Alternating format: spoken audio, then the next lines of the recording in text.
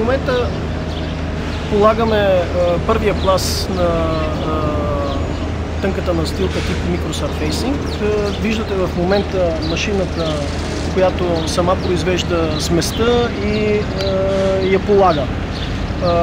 Сместа микросърфейсинг е нормална асфалтова плътна смес с армометрия 0,8 мм.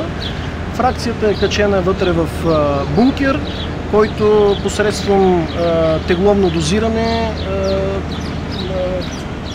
изнася фракцията от бункера и я вкарва в смесителя, където влизат свързващите вещества, забавителна на реакция или ускорителна на такава реакция. В зависимост от температурата следва оператора да регулира времето на втвърдяване на асфалтовата смес и гониме едни 20 минути време, през което реакцията химическата да се задейства и настилката от кафяв цвят да придобие нормалния черен цвят на асфалтовите настилки.